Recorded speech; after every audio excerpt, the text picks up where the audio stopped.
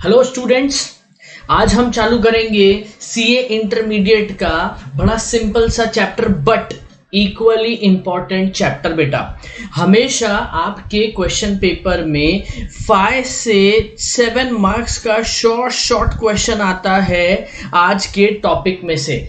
आपको स्क्रीन पर दिख रहा होगा आज का हमारा टॉपिक क्या है। Registration of charges. Corporate law में one of the important topic है रजिस्ट्रेशन ऑफ चार्जेस। बेटा आज इस लेक्चर के थ्रू मैं पूरी कोशिश करूंगा कि मैं आपका ये पूरा की पूरा टॉपिक जो है ये कॉन्सेप्चुअली क्लियर कर दूं और ये भी बता पाऊं कि एग्जाम में ये किस तरीके से फ्रेम किया जाता है। So without wasting any time हम स्टार्ट करते हैं कि ये रजिस्ट्रेशन ऑफ चार्जेस क्या है। क्लियर बेटा, चलिए रजिस्ट्रेशन ऑफ चार्जेस बेसिकली देखा जाए तो सेक्शन 77 ऑफ कंपनीज एक्ट 2013। क्या बेटा, सेक्शन 77 से लेकर 87 of companies act 2013 deals with registration of charges. Clear है बेटा, क्या बोल रहा हूं मैं आपको, ये 10 सेक्शन जो रहेंगे सेक्शन 77 से लेकर सेक्शन 87 ऑफ कंपनीज एक्ट 2013 और रूल्स है बेटा इसके लिए companies registration of charges rules 2014। चलो फटाफट रिवाइज करो, क्या कहना चाह रहा हूं मैं। कंपनीज एक्ट 2013 का सेक्शन 77 से लेकर 87 red with companies registration of charges rules 2014 किसके बारे में बात करता है, registration of charges. Sir registration of charges जरूरी क्यों है। रजिस्ट्रेशन ऑफ चार्जेस ये कहता है कि कंपनी को सिस्टमेटिक मैनर में चलाने के लिए यू नीड कैपिटल। अब बेटा कैपिटल जो है एक तरीके से बोरोड फॉर्म में भी आता है कि कंपनी डिबेंचर या फिर loan from banks and financial institution लाकर क्या कर रही है, कैपिटल इकट्ठा कर रही है ताकि वो कंपनी को सिस्टमेटिक मैनर में रन कर पाए। तो जब भी कंपनी किसी भी सोर्स से पैसा बोरो कर रही है, यहां पे हम 2 सोर्स देखेंगे बेटा। कंपनी का पहला सोर्स रहेगा या तो डिबेंचर्स इशू करके कंपनी पैसा ला रही है, बोरो कर रही है, या फिर कंपनी लोन लेकर आ रही है from bank and financial institution. तो किसी भी सिचुएशन में या तो डिबेंचर या फिर बैंक और फाइनेंशियल इंस्टीट्यूशन से कंपनी अगर पैसा बोरो कर रही है तो उस सिचुएशन में कंपनी को क्या करना पड़ेगा, अपना कोई ना कोई assets as a collateral attach करना पड़ेगा। बेटा कोलैटरल मतलब क्या होता है कि कल से अगर ये डिबेंचर का रीपेमेंट नहीं हो पाया या फिर ये लोन का रीपेमेंट नहीं हो पाया तो जो लेंडर है वो तुरंत क्या कर देगा, इस कोलैटरल को बेचकर अपना पैसा रिकवर कर लेगा। क्लियर है बेटा।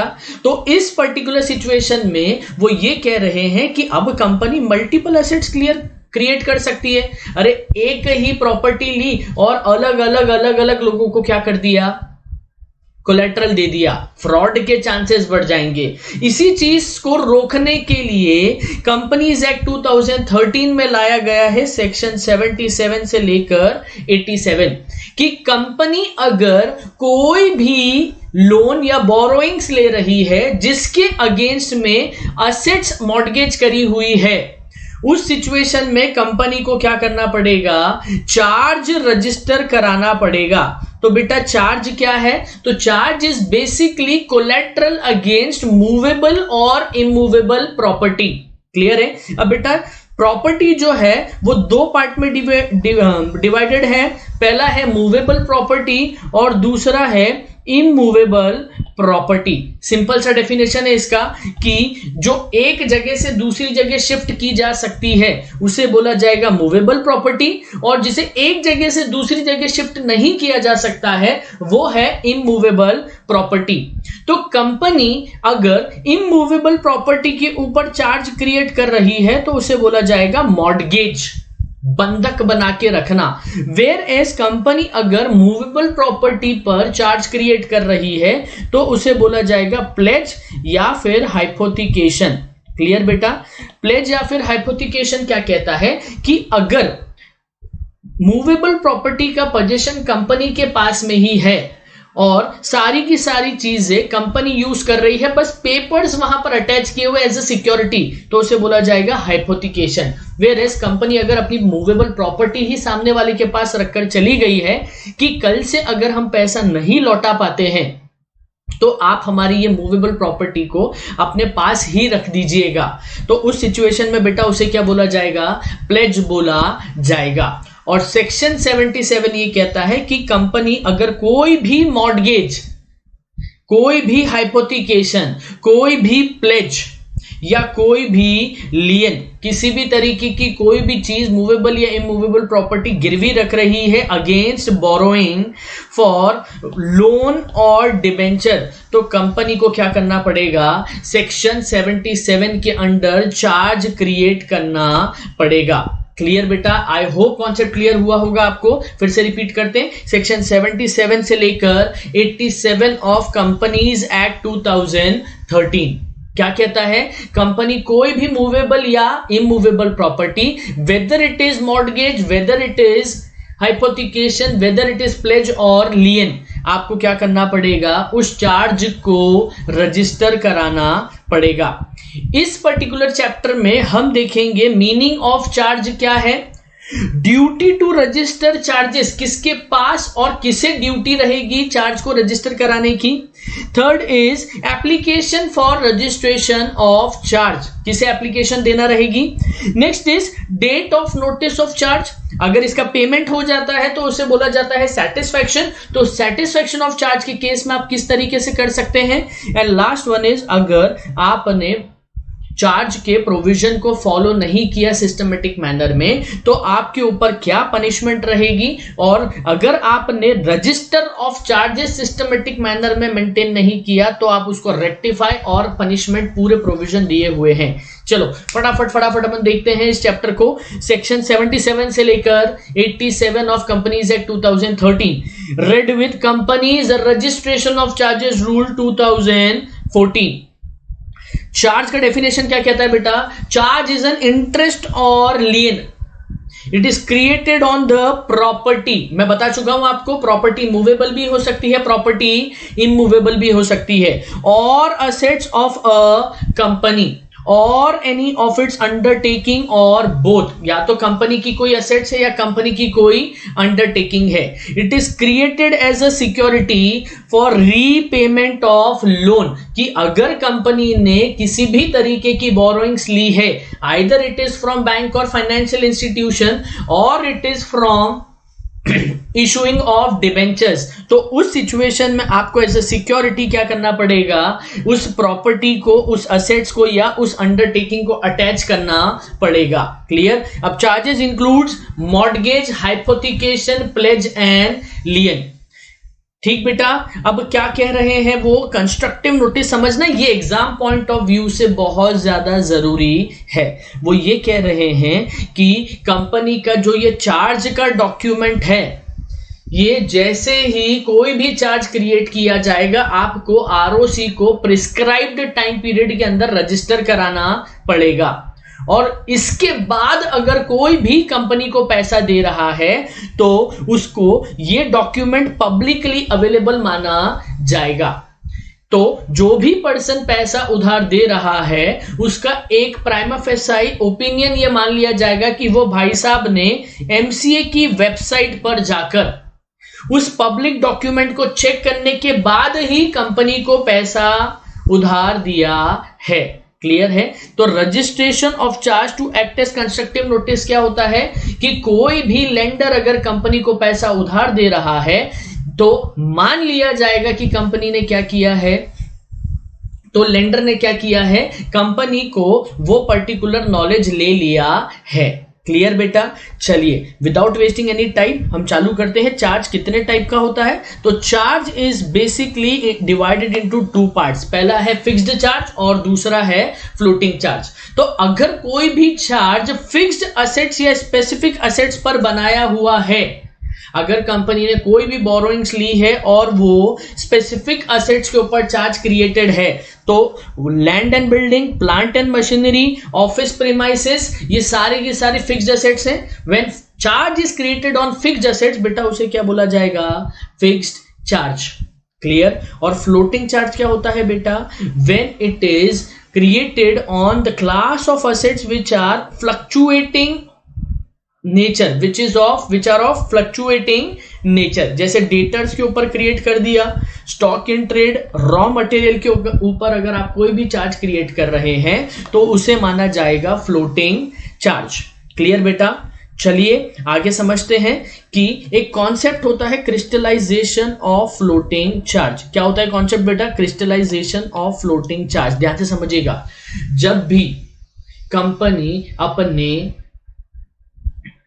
फ्लोटिंग चार्ज क्रिएट करती है तो वो कहती है कि आप डेली बेसिस पर अपने डेटर्स, अपने रॉ मटेरियल, अपने स्टॉक इन ट्रेड को खरीदिए और बेचिए, कोई भी दिक्कत नहीं है। जिस दिन आपने डिफॉल्ट किया उस दिन लेंडर क्या करेगा? पूरा की पूरा चीज अपने अंडर ले लेगा, अपने कंट्रोल में ले लेगा और कंपनी के ऊपर से सारे राइट्स छीन लेगा। तो उस सिचुएशन में जब लेंडर जो है वो पूरा कंट्रोल, पूरे राइट्स अपने पास ले रहा है, किससे? कंपनी से, on happening of an event और डिफॉल्ट, उस पर्टिकुलर सिचुएशन को बोला जाता है crystallisation of floating charge. Crystallisation मतलब होता है बेटा जब फ्लोटिंग जो है वो फिक्स्ड में कन्वर्ट हो रहा है, तो उस पर्टिकुलर सिचुएशन को बोला जाएगा क्रिस्टलाइजेशन ऑफ फ्लोटिंग चार्ज। आया बेटा समझ में? अभी तक हमने क्या देख लिया फटाफट? चार्ज क्या होता है? क्लियर? चार्ज कितने टाइप के होते हैं? तो दो टाइप के होते हैं, एक होता है फिक्स्ड चार्ज और एक होता है फ्लोटिंग चार्ज। सर क्रिस्टलाइजेशन भी देखा थर्ड पार्ट पे। क्रिस्टलाइजेशन क्या कहता है कि when fixed charge, floating charge gets converted into fixed charge, उसे क्या बोला जाएगा? Crystallization of floating charge. अब हम आते हैं सेक्शन 77 पर। बस यहीं से आपका कॉन्सेप्ट स्टार्ट होता है, टॉपिक स्टार्ट होता है। चलिए, section 77 of companies act 2013 contains the provision regarding registration of charges with registrar of companies. क्या कह रहा है कि सेक्शन 77 ये बताता है कि अगर कंपनी कोई भी चार्ज क्रिएट कर रही है तो उसे आरओसी के पास किस तरीके से रजिस्टर कराना जरूरी है। Clear? It shall B duty of the company creating a charge.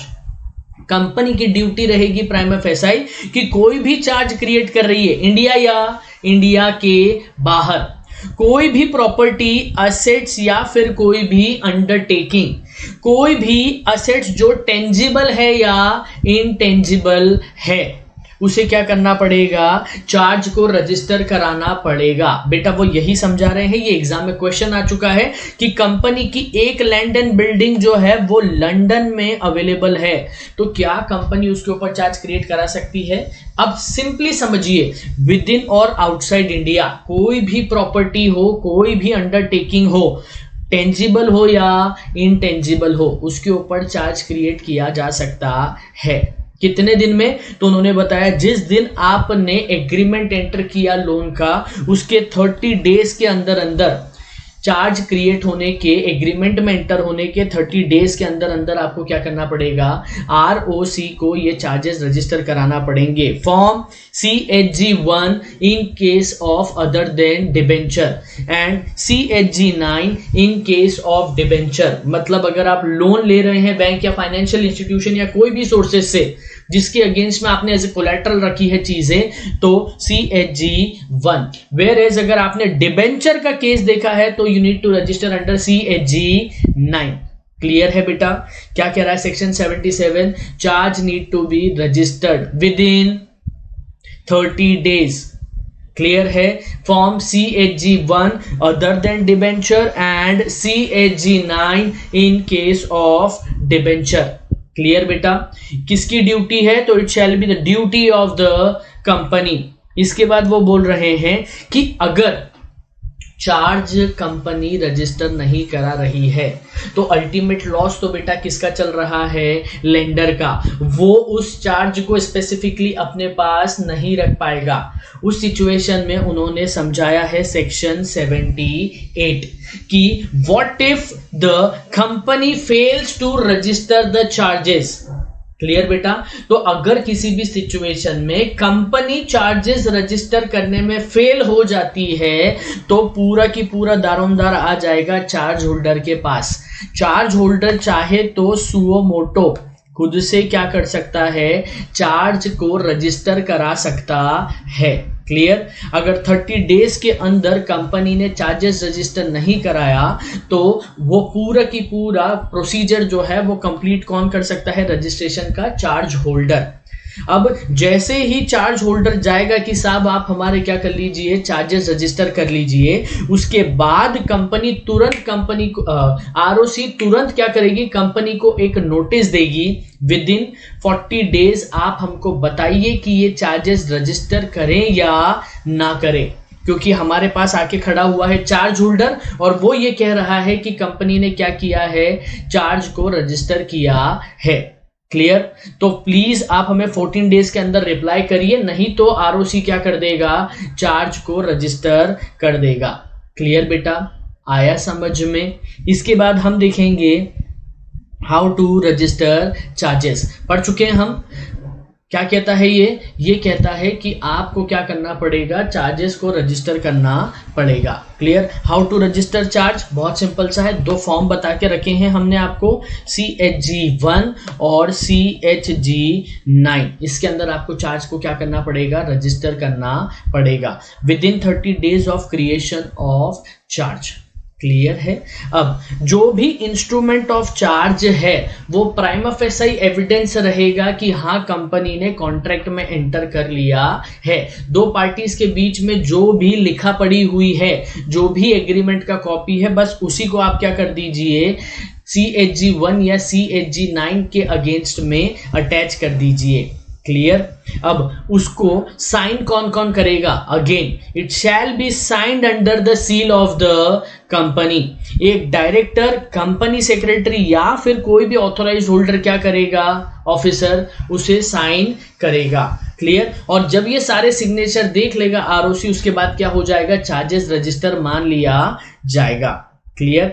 Where the instrument और deed relates to property situated in India, तो एक सर्टिफिकेट दे देगा अगर डायरेक्टर, तो मान लिया जाएगा कि चार्ज क्या हो चुका है? रजिस्टर हो चुका है। क्लियर बेटा? अब एक्सटेंशन ऑफ टाइम लिमिट, कि अगर किसी भी सिचुएशन में चार्ज जो है वो 30 डेज के अंदर रजिस्टर नहीं होता है तो उस सिचुएशन में कंपनी चाहे तो क्या कर सकती है? फर्दर 30 डेज के आगे चार्जेस को रजिस्टर कर सकती है। क्लियर बेटा? अब किस तरीके से वो कॉन्सेप्चुअली हम देखते हैं कि अगर चार्जेस 30 डेज के अंदर रजिस्टर नहीं हुआ तो पूरा की पूरा दारोमदार आ जाएगा कंपनीज अमेंडमेंट एक्ट 2019 पर। कहां पर आ जाएगा बेटा? कंपनीज अमेंडमेंट एक्ट 2019 पर। और ये कहेगा कि इसके पहले के अगर जितने भी चार्जेस हैं उसके लिए सेपरेट प्रोविजन रहेंगे और इसके बाद के जितने भी चार्जेस क्रिएटेड हैं उसके लिए सेपरेट प्रोविजन रहेगा, सेपरेट टाइम लिमिट रहेगा। और वो टाइम लिमिट क्या है? तो वो ये कह रहे हैं कि if the company has created charge before 2019 amendment act, तो उन्हें उस चार्ज को रजिस्टर करना पड़ेगा विद इन 300 डेज। कब करना पड़ेगा बेटा? With in 300 days of creation. चलिए एक बार देख लेते हैं हम क्या है वो, कि उस चार्ज को आपको क्या करना पड़ेगा? 30 डेज के अंदर अंदर क्रिएशन के रजिस्टर करना पड़ेगा। ठीक? अगर आप उस 30 डेज में चार्ज को रजिस्टर नहीं कर पा रहे हैं तो within 30 days of creation of charge on payment of additional fees. आपको 300 डेज का और समय दिया जाएगा, और अगर आपने 300 डेज के अंदर भी वो चार्ज क्रिएट नहीं करा तो आपको दिया जाएगा विद इन 6 मंथ्स का टाइम ड्यूरेशन। मतलब बेटा क्या कह रहे हैं वो कि 30 डेज के अंदर अंदर आपका चार्ज रजिस्टर हो जाना चाहिए। अगर आपने 30 डेज के अंदर अंदर ये चार्ज रजिस्टर नहीं किया तो पूरे के पूरा केस आ जाएगा कंपनीज अमेंडमेंट एक्ट 2019 पर, और ये समझाएगा कि आपके अगर 2019 के पहले के चार्ज हैं तो उसके लिए हमने आपको टाइम दिया है with in 300 days of creation. आप अपना चार्ज रजिस्टर करा लीजिए। अगर 300 डेज में भी नहीं करा पाते हैं तो हम आपको फर्दर टाइम ड्यूरेशन देंगे with in 6 months from the amendment act. यहां से 6 महीने के अंदर अंदर आप क्या कर लीजिए, चार्ज को रजिस्टर करा लीजिए। क्लियर बेटा? 30 डेज में नहीं करा पाए तो 2 सिनेरियो, पहले का है तो with in 300 days of creation, उसके बाद का है तो 300 डेज में भी नहीं कर पाए तो with in 6 months. Clear?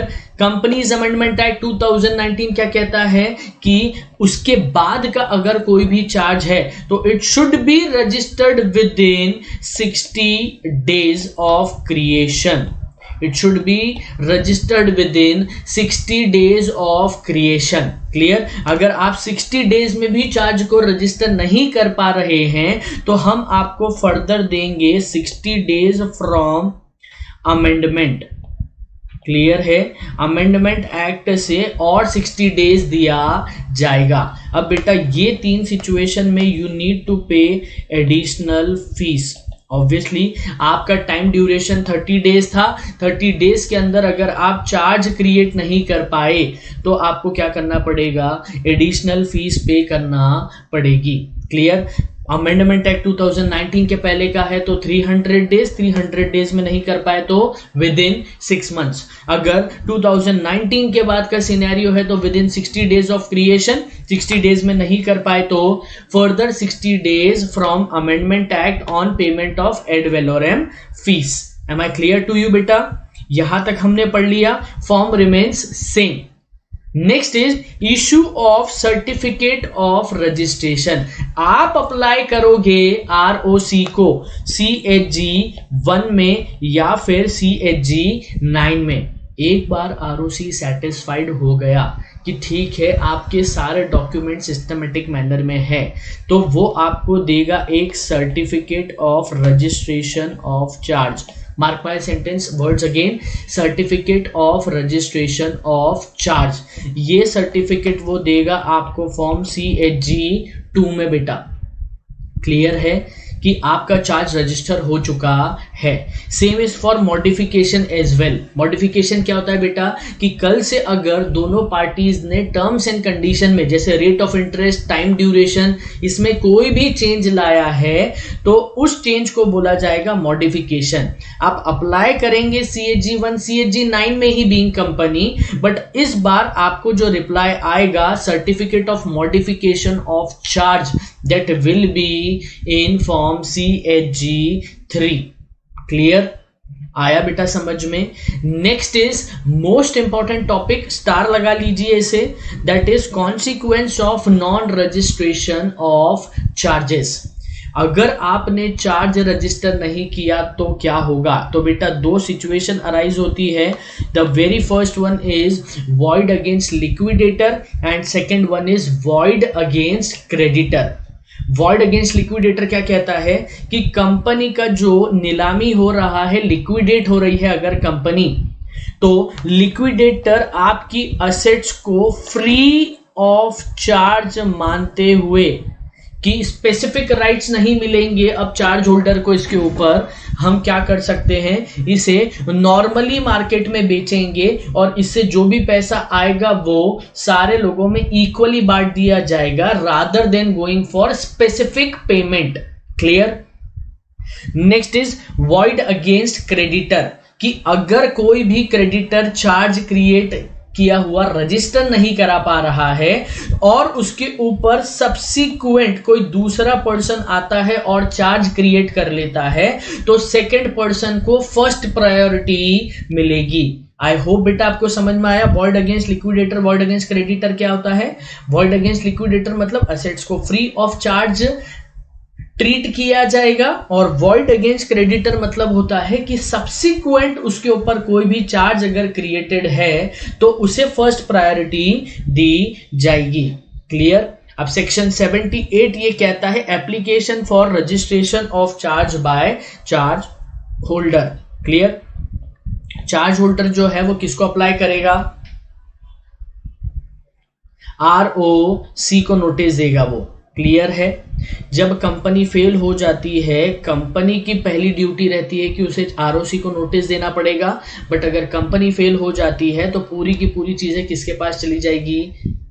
Charge holder के पास। वो ROC को अप्लाई करेगा। ROC उसे 14 डेज का टाइम देगा कंपनी को, ये पूछते हुए कि चार्ज रजिस्टर करना है या नहीं करना है। अगर कोई ऑब्जेक्शन रेज होता है और सफिशिएंट कॉज है तो ROC चार्ज रजिस्टर करने से मना कर देगा, और अगर ऐसा नहीं है तो तुरंत क्या कर दिया जाएगा? चार्ज को रजिस्टर कर लिया जाएगा। और जितना भी पैसा चार्ज होल्डर की जेब से लगा है वो पूरा की पूरा पैसा क्या किया जाएगा? रिकवर किया जाएगा फ्रॉम द कंपनी। डन बेटा? आई होप फटाफट समझ में आ रहा होगा आपको।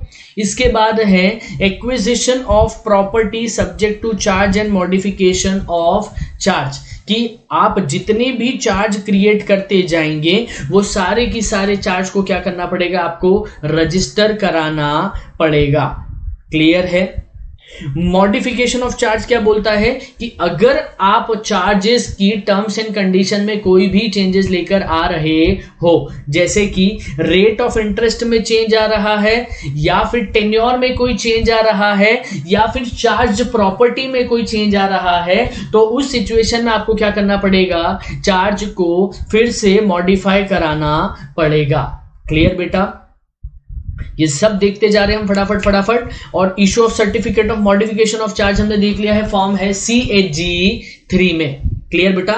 फटाफट समझिए, अगर कंपनी चार्ज रजिस्टर करा रही है तो डिबेंचर है और अदर देन डिबेंचर है। डिबेंचर के केस में कौन सा फॉर्म हो जाएगा? CHG 9, और अदर देन डिबेंचर के केस में रहेगा CHG 1। ROC सेटिस्फाइड हो गया तो वो आपको तुरंत एक सर्टिफिकेट देगा CHG 2 में।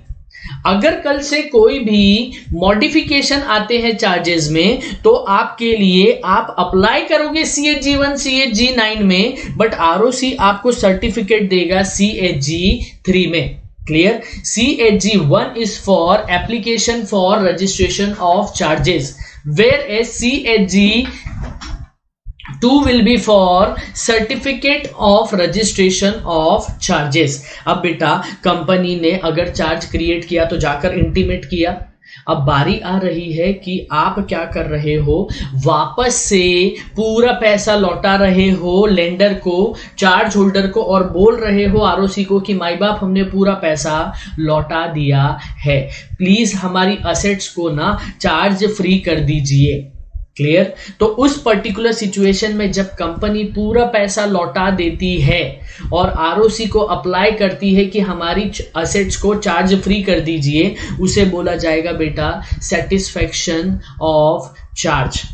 और वो ये कहता है कि कंपनी जो है पूरा पेमेंट करने के बाद सेटिस्फैक्शन इन फुल 30 डेज के अंदर फ्रॉम सच पेमेंट और सेटिस्फैक्शन ROC को अप्लाई करेगा फॉर्म CHG 4 में बेटा। क्लियर है? कौन से फॉर्म में अप्लाई करेगा? CHG 4 में। क्लियर? और अगर ROC सेटिस्फाइड हो जाता है तो जिस तरीके से 14 डेज का टाइम ड्यूरेशन कंपनी को दिया गया था, सेम इंटीमेशन चार्ज होल्डर को दिया जाएगा कि आपका जो चार्ज है उसका कंपनी क्लेम कर रही है कि पूरा पेमेंट हो चुका है।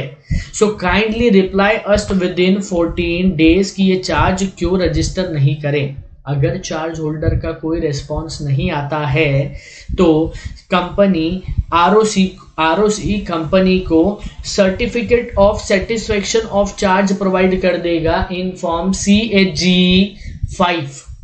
क्या कर देगा, कंपनी को एक certificate of satisfaction of charge दे देगा इन फॉर्म CHG5 बेटा।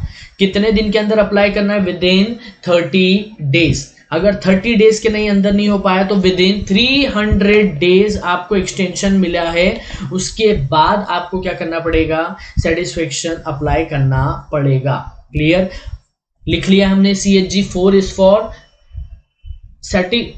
Application for satisfaction of charges. Clear बेटा, आरओसी सेटिस्फाइड हो जाएगा, आपको देगा एक certificate of satisfaction of charge in form CHG5। Clear बेटा, 14 डेज का टाइम ड्यूरेशन देगा, ये भी हम समझ चुके हैं। Now is preservation of records. जितने भी आपके चार्जेस के रिकॉर्ड हैं वो सेटिस्फेक्शन के बाद आपको 8 इयर्स तक क्या करना पड़ेंगे, मेंटेन करना पड़ेंगे। क्लियर बेटा, यहां तक पूरी पिक्चर क्लियर हो गई आपको। CHG1 फटाफट एक रिकैप डाल देते हैं अपन। CHG1 is for application for registration of charges, application for registration of charges। CHG2 में आपको मिलेगा certificate of registration of charges. CHG2 में आपको मिल जाएगा सर्टिफिकेट। अगर कोई भी मॉडिफिकेशन है तो आरओसी आपको क्या करेगा, सर्टिफिकेट देगा मॉडिफिकेशन ऑफ चार्ज का। कौन से फॉर्म में, CHG3 में। कल से पूरा पेमेंट हो जाता है तो आप अप्लाई करोगे सेटिस्फेक्शन के लिए एप्लीकेशन फॉर सेटिस्फेक्शन। कौन से फॉर्म में, CHG4 में। आरओसी सेटिस्फाइड हो जाएगा, आपको सर्टिफिकेट प्रोवाइड करेगा, certificate for registration satisfaction of charges in CHG5। बेटा यहां तक समझ में आ गई पूरी चीजें। अब आगे बढ़ते हैं कि अगर power of registrar to make entries of satisfaction release in absence of intimation from company, कि कल से अगर आरओसी क्या हो जाता है, सेटिस्फाइड हो जाता है, तो वो सुओ मोटो भी क्या कर सकता है, सेटिस्फेक्शन ऑफ चार्जेस रख सकता है। नेक्स्ट इज बेटा सेक्शन 84 ऑफ कंपनीज एक्ट 2013। बहुत सिंपल सी एक चीज बोल रही है कि अगर कंपनी को भी भरोसा नहीं है चार्ज होल्डर पर, और चार्ज होल्डर को तो बिल्कुल भरोसा नहीं है कंपनी पर, उस पर्टिकुलर सिचुएशन में अगर बीच में कोई रिसीवर या मैनेजर आता है दोनों की म्यूचुअल कॉन्सेंट से, तो उसका भी आपको रिसीवर या मैनेजर जो अपॉइंट किया गया है, वो बंदा या बंदी जिसको क्या किया गया है, सर्टिफिकेट ऑफ चार्ज की रखवाली करने के लिए अपॉइंट किया गया है, तो उसके लिए आप अपॉइंटमेंट करोगे, इंटीमेशन दोगे आरओसी को अपॉइंटमेंट का CHG6 में। बेटा जिस दिन अपॉइंट हुआ उसके 30 डेज के अंदर अंदर आपको आरओसी को अप्लाई करना पड़ेगा फॉर्म CHG6 में। क्लियर। अब बेटा बहुत सारे प्रोविजन पढ़ ली कि कंपनी को चार्ज रजिस्टर कराना पड़ेगा, कंपनी को चाहे तो रिसीवर अपॉइंट कर सकती है। अगर ये चीज़ों में किसी भी तरीके का कॉन्ट्रावेंशन होता है तो कंपनी और ऑफिसर के ऊपर लगेगी पेनल्टी।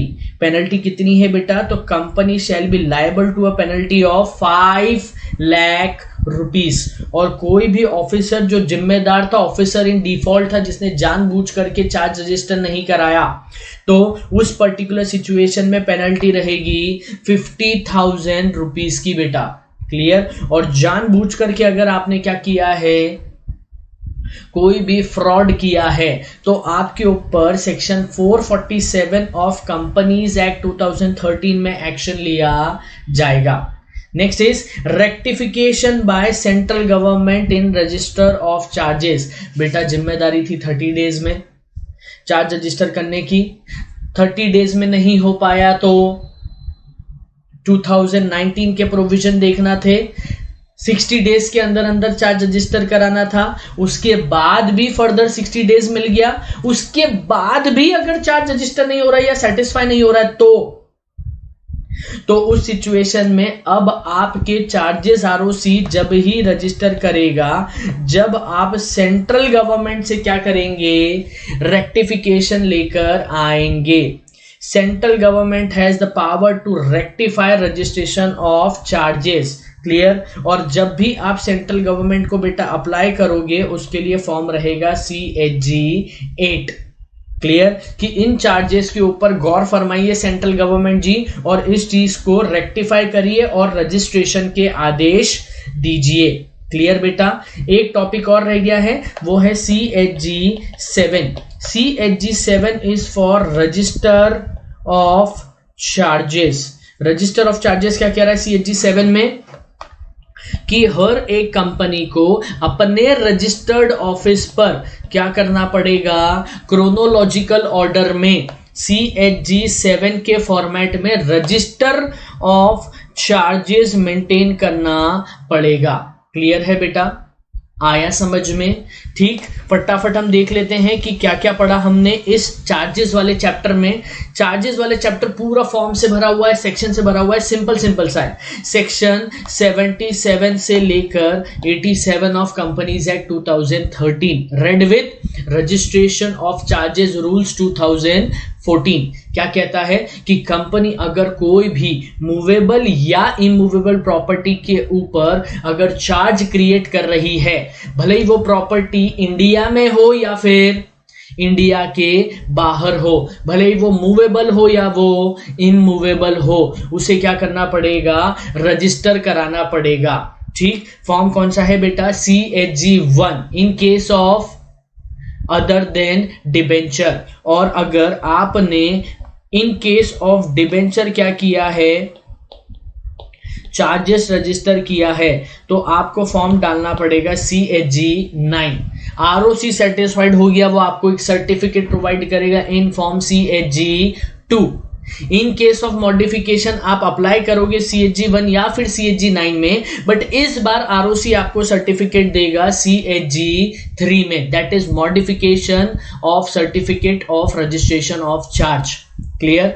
कल से पूरा पेमेंट हो जाता है, आप ROC को सेटिस्फेक्शन की एप्लीकेशन देंगे इन form CHG 4।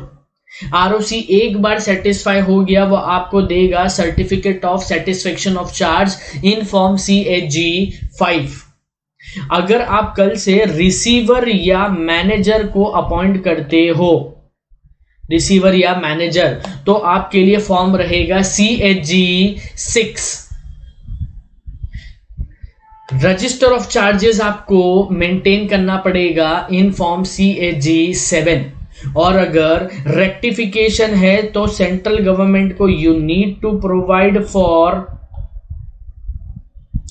Registration of charges in form CHG 8। तो बेटा ये रहा हमारा चैप्टर, शॉर्ट में हमने फटाफट कंप्लीट किया है ये चैप्टर। अगर आपकी कोई भी डाउट है तो तुरंत मुझे कमेंट सेक्शन में आपके डाउट्स भेजिए। थैंक यू सो मच, मिलते हैं हम नए चैप्टर के साथ वापस से। थैंक यू सो मच बेटा।